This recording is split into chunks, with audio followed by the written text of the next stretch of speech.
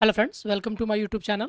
दोस्तों, एक बार फिर से स्वागत है आप सबका हमारे इस नए वीडियो में। दोस्तों, हमने पिछले वीडियो में बिहार एसआई जो 2023 में होने वाला है उसका एडुटेरिया का पहला प्रैक्टिस सेट हमने करा दिया है।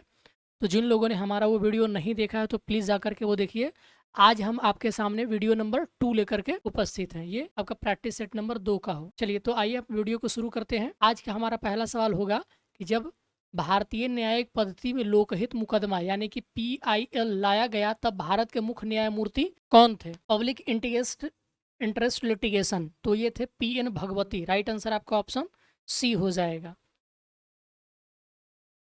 संसद में धन विधेयकों के संदर्भ में लिखित में से कौन सा कथन गलत है? तो इसका सही आंसर हो जाएगा कि इसे राज्य सभा के द्वारा अस्वीकार या संशोधित संशोधित किया जा सकता है। नहीं, ऐसा नहीं किया जा सकता।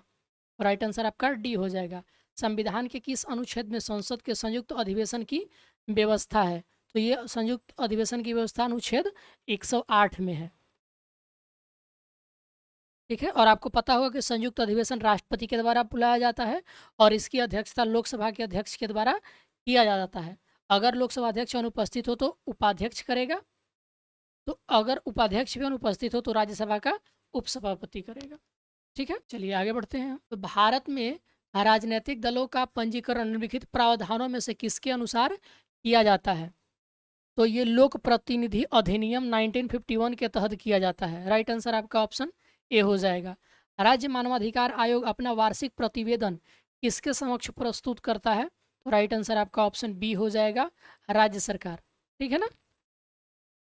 तो मानवाधिकार संरक्षण अधिनियम 1993 के अनुसार राज्य मानवाधिकार आयोग राज्य सरकार को वार्षिक प्रतिवेदन प्रस्तुत करता है और राज्य सरकार इस प्रतिवेदन को विधानमंडल के समक्ष रखता है। रॉलेट एक्ट का भारतीय राष्ट्रीय कांग्रेस ने विरोध किया क्योंकि इसका क्या लक्ष्य था? तो व्यक्तिगत स्वतंत्रता को सीमित करना। सही आंसर हो जाएगा आपका ऑप्शन डी। तो ये कब आया था? तो आपको पता होगा कि मार्च 1919 में रॉलेट एक्ट लागू किया गया था और किसी भी व्यक्ति को संदेह के आधार पर गिरफ्तार किया जा सकता था और इसको काले कानून की संज्ञा दी गई थी भारतीय नेताओं के द्वारा। आगे बढ़ते हैं। तो भारत के संविधान में किस पद का उल्लेख नहीं है? तो इसका सही आंसर हो जाएगा दोस्तों, उप प्रधानमंत्री। तो उप प्रधानमंत्री का जो प्रावधान है ये हमारे संविधान के अंतर्गत नहीं आता है। सही आंसर आपका ऑप्शन बी हो जाएगा। तो भारतीय संविधान में उप प्रधानमंत्री की कोई व्यवस्था नहीं है। भारत के प्रशासनिक सुधार आयोग जो कि 1966 से 70 के बीच बना था ने उप प्रधानमंत्री के अधीन प्रशासनिक सुधारों के विभाग को रखा जाए की सिफारिश की थी। भारत में उप प्रधानमंत्री का पद का सृजन अब तक 7 बार किया जा चुका है और भारत के प्रथम उप प्रधानमंत्री सरदार वल्लभ भाई पटेल 1947 से 50 ईस्वी तक थे। ये बहुत कम लोगों को पता होगा। आई थिंक, मैं समझता हूँ कि भारत के पहले उप प्रधानमंत्री सरदार वल्लभ भाई पटेल थे, 1947 से 50 ईस्वी तक रहे थे। निम्नलिखित में से कौन सा संविधान संशोधन राष्ट्रपति को किसी भी मामले को पुनः विचार के लिए मंत्रिमंडल को भेजने की शक्ति प्रदान करता है? तो ये 44वां संविधान संशोधन अधिनियम। राइट आंसर आपका सी हो जाएगा। और ये कब आया था? 1978 में आया था। हालांकि ऐसे पुनर्विचार के बाद राष्ट्रपति को दी गई सलाह के अनुसार कार्य करना पड़ता है। क्वेश्चन नंबर 6 की तरफ बढ़ते हैं। तो सर्वोच्च न्यायालय के न्यायाधीश बनने के लिए न्यूनतम आयु क्या है? तो न्यूनतम आयु के बारे में कुछ नहीं है, लेकिन आपको अधिकतम आयु सीमा बताई गई है कि 65 वर्ष होनी चाहिए। राइट आंसर डी हो जाएगा, इनमें से कोई नहीं। भारत के राष्ट्रपति अपनी शक्तियों का प्रयोग करते हैं, तो कैसे करते हैं? तो सीधे अथवा अपने अधीनस्थ अधिकारियों के द्वारा। राइट आंसर आपका डी हो जाएगा। तो भारतीय संविधान के अनुसार भारत के एक राष्ट्रपति होगा। अनुच्छेद 52 कहता है, अनुच्छेद 52 क्या कहता है कि भारत का एक राष्ट्रपति होगा जिसे संघ की कार्यपालिका शक्ति उसी में निहित होगी। इसका प्रयोग संविधान के अनुसार या स्वयं या अपने अधीनस्थ अधिकारियों के अनुसार करेगा और यह अनुच्छेद 53 कहता है। अब आगे बढ़ते हैं। तो निम्नलिखित में से कौन आत्मीय सभा के सभा संस्थापक थे? तो राजा राम मोहन राय थे, इसमें तो किसी को शक नहीं होना चाहिए। 1815 में इसकी स्थापना की गई थी। आर्य समाज 1875 में दयानंद सरस्वती और स्वामी विवेकानंद के द्वारा रामकृष्ण मिशन 1897 ईस्वी में। हुमायूं द्वारा लड़े गए 4 प्रमुख युद्धों में सही क्रम क्या है? तो ये तो अब ये प्रचलन बन गया है कि हर एग्जाम जो टेस्ट सीरीज होते हैं उसमें ये पूछा जाता है। तो राइट आंसर हो जाएगा देवरा, चौसा, कन्नौज और सरहिंद। तो देवरा, चौसा, कन्नौज और सरहिंद। राइट आंसर डी हो जाएगा। तो देखिए, देवरा का युद्ध 1531 ईस्वी में, चौसा का युद्ध 1539 ईस्वी में, कन्नौज का युद्ध 1540 ईस्वी में और सरहिंद का युद्ध 1555 ईस्वी में। भूलेंगे नहीं। आगे बढ़ते हैं तो मालाबार में मोपला विद्रोह जो कि 1921 ईस्वी में हुआ था, ये किसका परिणाम था? तो ये खिलाफत आंदोलन का परिणाम था और ये जो है भूमिकर और पट्टेदारी से जुड़ता हुआ एक सांप्रदायिक रूप धारण कर लिया था। भूमिपतियों जो प्राय हिंदू थे, ये उनके विरुद्ध सशस्त्र संघर्ष शुरू हुआ था यहाँ पर। और मोपलों ने स्थानीय खिलाफत नेता अली मुसलियार को अपना राजा घोषित किया था। तो याद रखेंगे आप इसके द्वारा। तो खिलाफत आंदोलन के समय ये शुरू हुआ था मोपला विद्रोह। किसने कहा था आज़ादी हमारी पहुंच के अंतर्गत है और हमें इसे कस कर पकड़ना चाहिए? तो ये महात्मा गांधी ने कहा था। राइट आंसर आपका ऑप्शन सी हो जाएगा। और ये कब कहा था? तो भारतीय छोड़ो आंदोलन के समय। ये भी बहुत इंपॉर्टेंट है और इसी के समय उन्होंने करो या मरो का नारा दिया था। चलिए, भारत में पंचायती राज का प्रतिनिधित्व कौन करता है? शक्तियों के विकेंद्रीकरण का, लोगों में सहभागिता का, ये सामुदायिक विकास का। तो ये सब के सब सही आंसर है। भारतीय राष्ट्रीय कांग्रेस के द्वितीय मुस्लिम अध्यक्ष कौन थे? चलिए फटाफट कमेंट करके बताइए। तो ये थे रहीमतुल्लाह सयानी। राइट आंसर आपका ऑप्शन सी हो जाएगा। पहले कौन थे? तो बदरुद्दीन तैयब जी थे। दूसरे कौन हो गए? तो रहमतुल्लाह शयानी थे। इन्होंने 1896 के कलकत्ता अधिवेशन की अध्यक्षता की थी और इसी अधिवेशन में पहली बार वंदे मातरम गाया गया था। निम्नलिखित में से किस एक पूरा स्थल से पाषाण संस्कृति से लेकर के हड़प्पा सभ्यता तक के सांस्कृतिक अवशेष प्राप्त हुए हैं? तो राइट आंसर हो जाएगा ऑप्शन ए, मेहरगढ़। चलिए दोस्तों, कमेंट करके अपना अपना स्कोर भी बताते चलिए किनका कितना सही हो रहा है। गौतम बुद्ध को एक देवता का स्थान किस राजा के समय प्राप्त हुआ? सही उत्तर हो जाएगा ऑप्शन बी, कनिष्क के समय। राइट आंसर आपका बी हो जाएगा। तो कनिष्क के शासन काल में संपन्न चतुर्थ बौद्ध संगति में बौद्ध धर्म को दो भाग, हीनयान और महायान में विभाजित कर दिया गया और महायान संप्रदाय को मानने वाले लोगों ने बुद्ध को देवता माना और उनकी पूजा अर्चना शुरू कर दी। देखिए कितना ट्रिकी क्वेश्चन पूछा गया है। आपको लगेगा कि गौतम बुद्ध को तो शुरू से भगवान माना गया था। नहीं, जब हीनयान और महायान में टूटा बुद्धिज्म, तो महायान आपको पता होगा देवी में पूजा होती थी, तब से गौतम बुद्ध को भगवान माना जाने लगा। चंद्रगुप्त मौर्य ने सेल्यूकस को किस वर्ष में पराजित किया था? तो ये 305 ईसा पूर्व में पराजित किया था। राइट आंसर आपका ऑप्शन डी हो जाएगा। सिलिकॉन वैली कहाँ स्थित है? चलिए बताइए फटाफट सब लोग। तो ये सैन फ्रांसिस्को के पास है। एक परिस्थिति तंत्र के जैविक घटकों में कौन शामिल होता है? तो 30 का राइट आंसर सी हो जाएगा, उत्पादक, उपभोक्ता एवं अपघटक। नेशनल ग्रीन ट्रिब्यूनल भारत सरकार के द्वारा स्थापित किया गया। ये कब किया गया था? 2010 में किया गया था ना, एनजीटी 18 अक्टूबर 2010 को। जैविक ऑक्सीजन डिमांड यानी कि बायोलॉजिकल ऑक्सीजन डिमांड एक प्रकार का प्रदूषण सूचकांक है। किस तरह के वातावरण का? तो ये जलीय वातावरण का है। और रजत सिक्के जारी करने वाला प्रथम गुप्त शासक कौन था? Question number 20। तो ये चंद्रगुप्त द्वितीय था। राइट आंसर आपका बी हो जाएगा। तो रजत सिक्के जारी करने वाला प्रथम गुप्त शासक चंद्रगुप्त द्वितीय था, जिसको गुप्त काल में रुपयक यानी रुपया कहा जाता था। चंद्रगुप्त द्वितीय ने शक मुद्राओं के ही अनुकरण पर रजत मुद्राओं का उत्कीर्णन करवाया था। निम्नलिखित में से कौन सा सुल्तान अपने फरमान में सरदार या अमीरों को मनसद ए आली के नाम से संबोधित करता था? तो ये बहलोल लोधी था। बकलोल लोधी से याद रख सकते हैं, वैसे ही मजाक कर रहा हूँ। तो ये बहलोल लोधी थे और ये लोधी वंश का संस्थापक भी था, आपको पता होगा। क्वेश्चन नंबर 22 की तरफ बढ़ते हैं। मोहम्मद बिन तुगलक के निम्नलिखित प्रयोगों अभियानों को कालक्रम के अनुसार सजाइए। चलिए सजाइए सब लोग। तो सबसे पहले देखिए क्या हुआ 1325 ईस्वी में दोआब में कर वृद्धि। तो दोआब में कर वृद्धि 1325 ईस्वी में। उसके बाद हुआ राजधानी परिवर्तन 1326 ईस्वी में और उसके बाद हुआ सांकेतिक मुद्रा का प्रचलन 1329 ईस्वी में। और कराचील जो आपका अभियान हुआ था, काराचील अभियान, ये 1337-38 ईस्वी में हुआ था। तो चलिए आप अपने हिसाब से आंसर देख लीजिए। 22 का डी हो जाएगा। निम्नलिखित में से कौन सा भारत का पहला पेपरलेस बजट है? 23। तो केंद्रीय बजट 2021-22 ये पेपरलेस बजट था। 23 का राइट आंसर क्या हो जाएगा? Option A. पोंग और तापू किस राज्य के लोकप्रिय नृत्य हैं? तो ये अरुणाचल प्रदेश के हैं। निम्नलिखित में से कौन सा एक जल प्रदूषक नहीं है? 25 का राइट आंसर डी हो जाएगा, हिमनद। राष्ट्रीय युवा दिवस 2023 का विषय क्या था? 33 क्वेश्चन नंबर। चलिए बताइए फटाफट सब लोग। विकसित हुआ विकसित भारत। हाल ही में प्रसिद्ध व्यक्ति वाणी जयराम का निधन हो गया, उनका संबंध किस क्षेत्र से था? तो 34 का राइट आंसर ऑप्शन ए हो जाएगा, संगीत। 74वां गणतंत्र दिवस की झांकी में किस राज्य की झांकी को प्रथम स्थान दिया गया था? तो ये उत्तराखंड को दिया गया था। राइट आंसर आपका ऑप्शन सी हो जाएगा।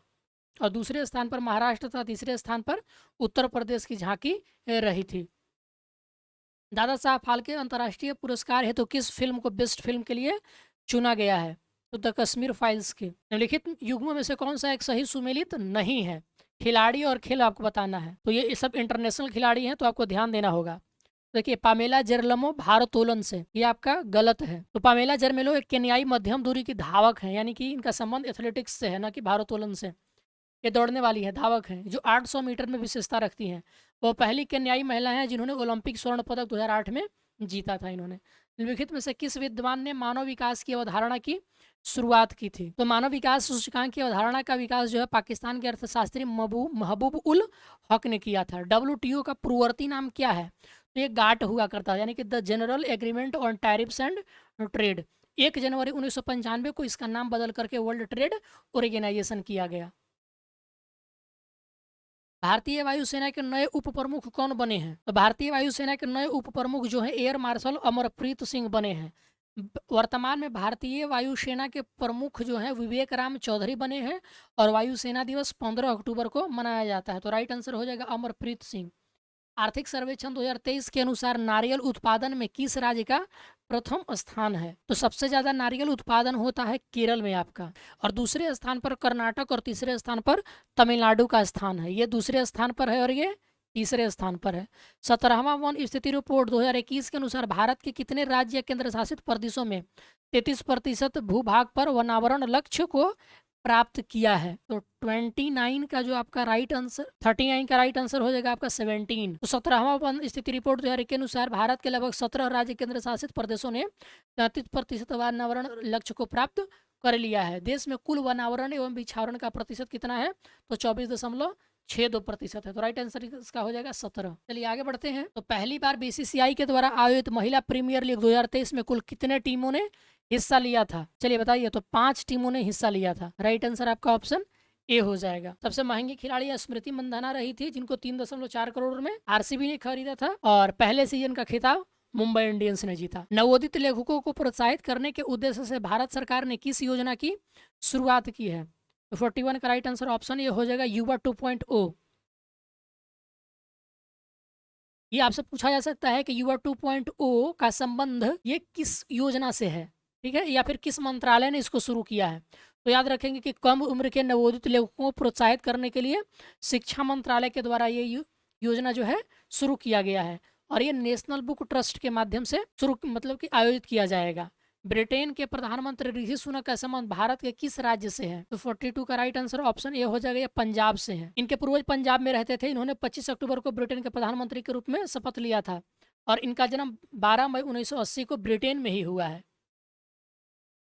पुरुष T20 वर्ल्ड कप का आयोजन 2026 में कहाँ किया जाएगा? चलिए बताइए सभी लोग। राइट आंसर ऑप्शन डी हो जाएगा, ए और बी दोनों, यानी कि श्रीलंका और भारत दोनों जगह। तो प्रसिद्ध राजनीतिक शरद यादव, जिनका हाल ही में निधन हो गया, वे कितनी बार लोकसभा हेतु चुने गए थे? तो इसका राइट आंसर हो जाएगा ये 7 बार लोकसभा और 3 बार राज्यसभा के लिए चुने गए थे। तो 7 बार लोकसभा और 3 बार राज्यसभा के लिए चुने गए थे। दुनिया का सबसे लंबा रिवर क्रूज MV गंगा विलास ने कितने दिनों की यात्रा पूरी की? तो राइट आंसर हो जाएगा आपका 51 दिन की। ठीक है दोस्तों, 53 का राइट आंसर आपका ऑप्शन ए हो जाएगा। ये 13 जनवरी को हरी झंडी रवाना किया गया था, और क्रूज ने लगभग 3200 किलोमीटर की यात्रा तय करी थी। भारत सरकार ने किस देश से 12 चीते लगाने हेतु समझौता किया है? 54। इसका राइट आंसर हो जाएगा आपका ऑप्शन सी, दक्षिण अफ्रीका। तो 12 चीते लाने हेतु दक्षिण अफ्रीका के साथ समझौता किया है। 54 का राइट आंसर आपका हो जाएगा। 7 नर और 5 मादा चीतों को भारत लाया जाएगा। हालांकि दोस्तों ये नामीबिया है, आप याद रखेंगे, तो उसमें आंसर ही नहीं है, मतलब ऑप्शन ही नहीं है। पुस्तक the magic of the last story के लेखक कौन है? 55 का राइट आंसर ऑप्शन बी हो जाएगा, सुधा मूर्ति।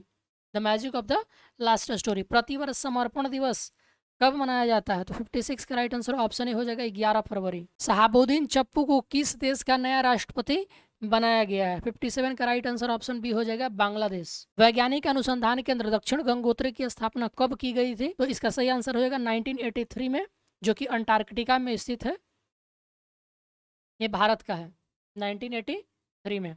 निम्नलिखित युग्मों पर विचार करिए, जनजाति और संबंधित राज्य। तो देखिए दिए हुए विकल्पों में से ए सही सुमेलित है। लिंबू जनजाति जो है सर्वाधिक सिक्किम में है। कार्बी जनजाति जो है दोस्तों वो असम में है, और डोंगरिया जनजाति उड़ीसा में है। ये आपका असम में है। तो सही आंसर क्या हो गया? 1 और 3।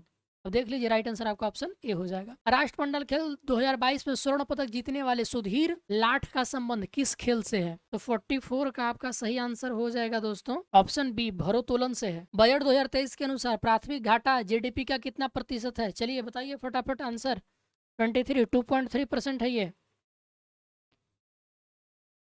कुल व्यय कितना है? 45 लाख करोड़, पूंजीगत व्यय 10 लाख करोड़, राजस्व व्यय 32 लाख करोड़, और प्राथमिक घाटा कितना है? तो 7 लाख करोड़, जो कि परसेंटेज में आकर के 2.3% होता है। सिक्किम राज्य का नया राज्यपाल किसे नियुक्त किया गया है? तो ये लक्ष्मण प्रसाद आचार्य को नियुक्त किया गया है। 12 फरवरी 2023 को इनको नियुक्त किया गया था। यूनिसेफ इंडिया के नए राजदूत कौन बनाए गए हैं? तो आयुष्मान खुराना बनाए गए हैं। चलिए आगे बढ़ते हैं। तो वीर गार्जियन संयुक्त सैन्याभ्यास जो भारत तथा जापान के मध्य हुआ, इसका आयोजन कहाँ किया गया? तो 48 का जो आपका सही आंसर है वो हायकुरी, ये जापान के हायकुरी में आयोजित किया गया था। ठीक है, ये जापान में हुआ था, हायकुरी में। प्रधानमंत्री नरेंद्र मोदी के द्वारा आदि महोत्सव का शुभारंभ कहाँ किया गया? तो ये नई दिल्ली में किया गया। 12 से 27 फरवरी तक दिल्ली के मेजर ध्यानचंद नेशनल स्टेडियम आदि महोत्सव का आयोजन किया गया था, और इसका प्रतिवर्ष आयोजन जो है जनजातीय मंत्रालय के द्वारा किया जाता है। T20 cricketer of the year 2022 का अवार्ड किसे दिया गया? तो उसको सही आंसर हो जाएगा आपका सूर्य कुमार यादव को। पद्म विभूषण पुरस्कार 2023 से सम्मानित श्रीनिवास वर्धन का संबंध किस क्षेत्र से है? तो 51 का सही आंसर हो जाएगा ऑप्शन ए विज्ञान। एक देश के अंदर स्थित सबसे बड़ी झील कौन सी है? तो ये मिशिगन है। राइट आंसर आपका ऑप्शन बी हो जाएगा। ये अमेरिका में स्थित है, और इसका जो क्षेत्रफल है दोस्तों वो 58,000 वर्ग किलोमीटर है। आगे बढ़ते हैं। तो वायुमंडल में हाइड्रोजन का प्रतिशत मात्रा कितनी है? तो 0.01% है ये। नाइट्रोजन 78%, ऑक्सीजन 21%, कार्बन डाइऑक्साइड 0.03% और हाइड्रोजन 0.01%। निम्नलिखित में से कौन सा गर्म जलधारा का उदाहरण नहीं है? तो पेरुवियन जो जलधारा है ये गर्म जलधारा का उदाहरण नहीं है। भारतीय मानसून मौसमी विस्थापन से इंगित है, जिसका प्रमुख कारण क्या है? तो स्थल तथा समूहों का विभेदी तापन। 63 का राइट आंसर बी हो जाएगा। नौकरेक जैवमंडल क्षेत्र किस राज्य में स्थित है? तो 64 का सही आंसर हो जाएगा। नौकरेक आपका मेघालय में पड़ता है। 2009 में इसको यूनेस्को की सूची में शामिल किया गया था। कौन सा डेल्टा कैंप कोमोरिन एवं कृष्णा डेल्टा के मध्य स्थित है? तो राइट आंसर हो जाएगा ऑप्शन बी कोरोमंडल तट। लिखित में से किसकी कोई इकाई नहीं होती है? तो 66 का राइट आंसर ऑप्शन बी हो जाएगा सापेक्षिक घनत्व। लिखित में से किसे मापने के लिए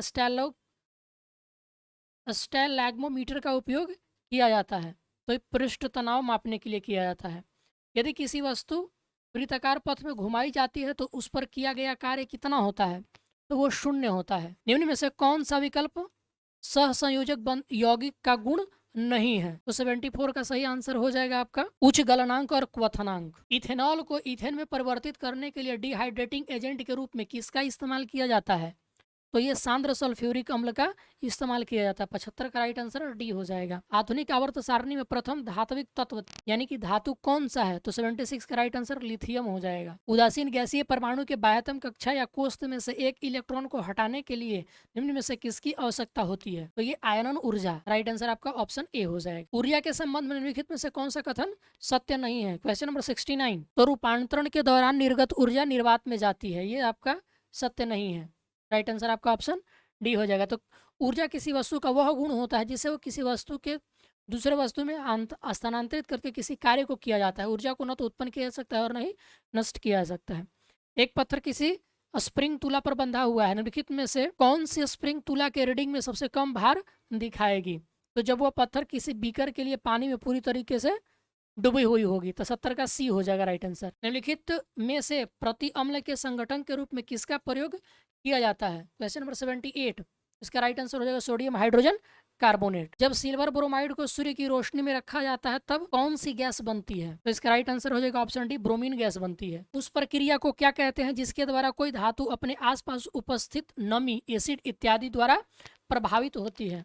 तो इसको कहते हैं हम संक्षारण। रेंसिडिटी होता है। बोरोसिलिकेट ग्लास बर्तन का माइक्रोवेव ओवन में प्रयोग किया जाता है, क्यों? चलिए बताइए फटाफट साइंस वाले लोग। इसका राइट आंसर बी हो जाएगा, यह अत्यधिक ऊष्मा प्रतिरोधी है। इस विस्फोटक के कारण समुद्र के तल पर बनने वाली लहरें क्या कहलाती हैं? तो ये अनुदैर्घ्य लहरें होती हैं। 72 का राइट आंसर आपका ऑप्शन बी हो जाएगा। हाइड्रोजन अणु का नाभिक किससे बना होता है? चलिए बताइए फटाफट। 73 का राइट आंसर ऑप्शन ए हो जाएगा, केवल एक प्रोटॉन। निम्नलिखित में से कौन सा शब्द पशु के व्यवहार के जैविक अध्ययन का सबसे अच्छा वर्णन करता है? तो 81 का जो सही आंसर हो जाएगा दोस्तों वो हो जाएगा इथोलॉजी। इस कोशिकांग को कोशिका का मास्टर कहा जाता है। 82 का जो सही आंसर है ऑप्शन ए हो जाएगा नाभिक। निम्नलिखित में से कौन सा स्थायी ऊतक एक पौधे को कठोर और मजबूत बनाता है? 83 का सही आंसर ऑप्शन डी हो जाएगा स्क्लेरनकाइमा। निम्नलिखित में से कौन सा दूध का प्रोटीन है, तो आप सबको पता होगा केसीन होता है। जिन अंगों की मूल संरचना भिन्न होती है लेकिन दिखने में एक जैसे होते हैं, उनके कार्य भी समान होते हैं, उनको हम क्या कहते हैं? तो उनको हम 85 का राइट आंसर बताइए सभी लोग। उसको समरूप अंग कहते हैं, न कि समजात अंग कहते हैं। निम्नलिखित में से कौन एक अंतःपरजीवी का उदाहरण है? तो फीता कृमि, टेपवर्म इसको कहते हैं। ऑक्टोपस के खून का रंग कैसा होता है? तो ये नीला होता है, और ये जो इसका नीला रंग जो है, ये रेपोजिटरी पिगमेंट हीमोसाइनिन की वजह से होता है, और हीमोसाइनिन में कॉपर धातु पाया जाता है, इसलिए नीला होता है। याद रखेंगे, हीमोसाइनिन पाया जाता है इसके ब्लड में। मानव शरीर के किस अंग पर एंजियोप्लास्टी पाई जाती है? तो इसका राइट आंसर सी हो जाएगा, हृदय। मनुष्यों में बोनोपोन के लिए लिखित में से क्या उत्तरदायी है? तो 89 का सही आंसर हो जाएगा दोस्तों आपका पीयूष ग्रंथि। क्यों दोस्तों? तो हमारे शरीर में पाए जाने वाले ग्रोथ हार्मोन्स पीयूष ग्रंथि में होता है। यह हार्मोन्स के बिना मांसपेशियों का गठन और हड्डियों का घनत्व बढ़ना मुश्किल है, जो बौनेपन का कारण होता है। भारत में कागजी मुद्रा प्रथम बार कब शुरू की गई थी? तो ये शुरू किया गया था 1862 ईस्वी में भारत सरकार के द्वारा। राइट आंसर आपका ऑप्शन ए हो जाएगा। निम्न में से कौन सा एक भारतीय रिजर्व बैंक का कार्य नहीं है? तो साख सृजन करना। क्रेडिट क्रिएशन का कार्य वाणिज्यिक बैंकों का होता है। पहले मैं जीएस वाले पोर्शन को खत्म कर लेता हूँ, उसके बाद सीसेट वाले पोर्शन पे आता हूँ। इनमें से किस रोग से पीड़ित रोगी भी नेत्रदान कर सकता है? Question number 90। तो मधुमेह पीड़ित रोगी भी नेत्रदान कर सकते हैं, जबकि एड्स, रेबीज, हैजा, टेटनस, ल्यूकेमिया, मेनिंजाइटिस आदि रोग से पीड़ित नेत्रदान नहीं कर सकते हैं। निम्नलिखित में से कौन सा पदार्थ तंबाकू में मौजूद होता है? तो सबको पता होगा कि निकोटीन होता है। निम्न में से लघु उद्योगों की क्या समस्या है? तो सबके सब समस्या है। सीनवैट का संबंध किससे है? तो केंद्रीय उत्पाद शुल्क से है। सीनवैट का मतलब सेंट्रल वैल्यू एडेड टैक्स से है। राइट आंसर आपका ऑप्शन सी हो जाएगा। अब यहाँ से मैथ वाले क्वेश्चन हैं, तो मैं इसका आंसर बता देता हूँ फटाफट। चलिए आप लोग कमेंट करके बताइए कि आप लोगों का स्कोर कितना बन रहा है। 96 का राइट आंसर बी हो जाएगा आपका 17, 97 का राइट आंसर आपका बी हो जाएगा 75, और 98 का राइट आंसर हो जाएगा आपका ऑप्शन डी 40J/m, और 99 का राइट आंसर हो जाएगा आपका बी 400 मीटर, और 100 का जो आंसर है वो हो जाएगा आपका ऑप्शन ए। तो दोस्तों ये रहा हमारा ड्यूटेरिया बिहार एसआई का प्रैक्टिस सेट नंबर 2। तो प्लीज़ आप लोग कमेंट करके बताइए कि आपको लोगों को ये वीडियो कैसा लग रहा है। अपना स्कोर बताना ना भूलें। वीडियो देखने के लिए आप सबका बहुत बहुत शुक्रिया। मिलते हैं नेक्स्ट वीडियो में, तब तक के लिए धन्यवाद।